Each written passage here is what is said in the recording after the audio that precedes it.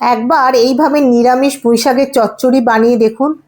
সত্যি বলছি, খুবই ভালো খেতে হয়, অসম্ভব সুন্দর হয়। নমস্কার বন্ধুরা, ওয়েলকাম টু মাই জিমাস কিচেন। আমি পুঁইশাক নিয়ে নিয়েছি। পুঁইশাকটা খুব ভালো করে জল দিয়ে ধুয়ে নিয়েছি। আর নিয়েছি বেগুন, কিছুটা কুমড়ো আর আলু। এগুলোকে আমি কেটে রেখে দিয়েছি। এবার কড়াইতে পরিমাণ মতো তেল দিলাম। এখানে আমি 2 টেবিল স্পুন মতো তেল দিয়েছি। তেলটা খুব ভালো করে গরম করে নিতে হবে। প্রথমেতে আমি তেলটা খুব ভালো করে গরম করে নিলাম। নিয়ে এর মধ্যে আমি গোটা আস্টেক বড়িটাকে দিয়ে এবার এটাকে একটুখানি ভালো করে ভাজা ভাজা করব।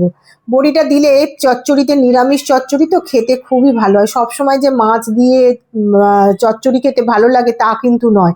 দেখুন, আমার কথা বলতে বলতে বড়িটা ভাজা হয়ে গেছে। বড়িটা আমি এবার একটা প্লেটের মধ্যে উঠিয়ে নিচ্ছি। এবার যেই বাকি তেলটা রয়েছে, এই তেলের মধ্যে আমি একটা তেজপাতা ছিঁড়ে দিয়ে দিলাম। আর দিয়ে দেবো 2টো শুকনো লঙ্কা 2 টুকরো করে ছিঁড়ে এর মধ্যে দিয়ে দেবো। দেখুন, মশলা বলতে খালি এইটুকুই পড়বে। আর দেবো 1/4 টিস্পুন মতো 5 ফোড়ন, আর 1/4 টিস্পুনের থেকে একটু কম হিং দিয়ে একটুখানি ফোড়নটা ভালো করে নাড়াচাড়া করে নেবো। দেখবেন একটা সুন্দর গন্ধ বেরাবে। এবার যে সমস্ত সবজিগুলো আমি কেটে রেখেছি এগুলো এর মধ্যে দিয়ে দেবো। দেখুন, দিয়ে একটু নাড়াচাড়া করে ভাজা ভাজা করতে হবে। আপনারা চাইলে এর মধ্যে ঝিঙে দিতে পারেন, কিংবা অন্যান্য কিছু সবজি যদি মনে হয় দিতে পারেন, কিন্তু আমি এইটা দিয়েই করি। দেখুন, আমার সবজিটা ভাজা হয়ে গেছে মোটামুটি। এর মধ্যে আমি দিয়ে দিলাম 1/2 টিস্পুন মতো হলুদ গুঁড়ো। 1/2 টিস্পুন মতো হলুদ গুঁড়ো দেবো। আর পরিমাণ মতো আমি এর মধ্যে দিয়ে দেবো লবণ। আর বেশি কিচ্ছু দিতে লাগবে না। লবণটা দিয়ে এবার আমি ভালো করে শাকটাকে একটু নাড়াচাড়া করে, মানে শাক বলছি, সবজিটাকে একটু নাড়াচাড়া করে নেবো। এবার দেখুন, এটা একটুখানি অল্প গ্যাসের আঁচটা কম করে দিয়েছি, দিয়ে একটুখানি ভালো করে নাড়াচাড়া করে নিচ্ছি।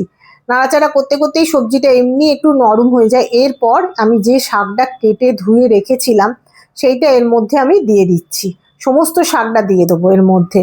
যতটা শাক ছিল সব দিয়ে দিলাম। দিয়ে এইবার আমি একটুখানি এটাকে নাড়াচাড়া করব। দেখে মনে হচ্ছে এক কড়া তো, কিন্তু যেহেতু এর মধ্যে নুন পড়েছে সেই জন্যে এক্ষুনি দেখবেন এটা কমে, নাড়াচাড়া করতে করতেই একদম কমে যাবে। আর খুব তাড়াতাড়ি এটা মানে নরম হয়ে যায়। শাক যেহেতু কতটা ভর্তি ছিল, দেখুন এবার কতটা কম হয়ে গেছে। আমি আর একটু ভালো করে এটাকে নাড়াচাড়া করে নিলাম। এবার এটা যদি হাতে সময় থাকে তাহলে এমনিই করবেন। আমি এটা কুকারে বসিয়ে দিচ্ছি।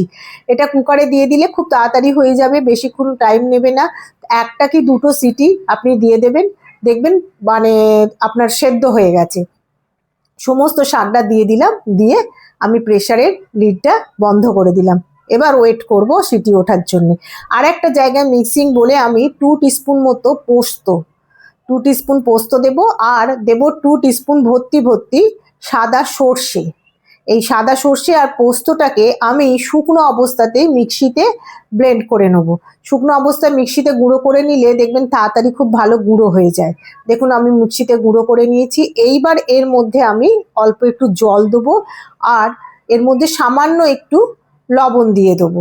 দিয়ে আবারও একটু মিক্সিটা চালিয়ে নেবো। এদিকে আমার প্রেসারের সিটি খুলে গেছে, মিক্সিটা আমি করে নিয়েছি।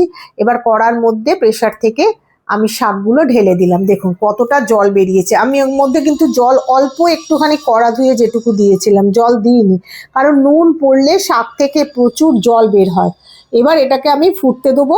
টকবক করে ফুটছে, এর মধ্যে আমি দিয়ে দেবো 2 টিস্পুন মতো চিনি। চিনিটা আপনারা দিতেও পারেন, নাও পারেন, কিন্তু চিনি দিলে শাকের একটা টেস্ট আসে। যাদের চিনি খাওয়া বারণ তারা চিনিটা দেবেন না। এইবার চিনিটা দিয়ে আমি ভালো করে ওপর নিচো করে একটু মিশিয়ে, যাতে চিনিটা এর মধ্যে মিশে যায়, নাড়াচাড়া করে দিলাম। এইবার মিক্সিতে যেটা আমি পেস্ট করে রেখেছিলাম সেইটা আমি এর মধ্যে দিয়ে দেবো। দেখুন, অল্প একটুখানি 2 টিস্পুনের মতো পোস্ত দিয়ে আর কতটা আর হবে, মানে তা সত্ত্বেও কিন্তু সুন্দর খেতে হয় দেখতে। বেশি পোস্তও লাগে না, বেশি সর্ষেও লাগে না। এইবার এটা দিয়ে আমি যতক্ষণ না পর্যন্ত এটা একটু ড্রাই হয়ে আসছে ততক্ষণ আমি এটাকে নাড়াচাড়া করতে থাকবো।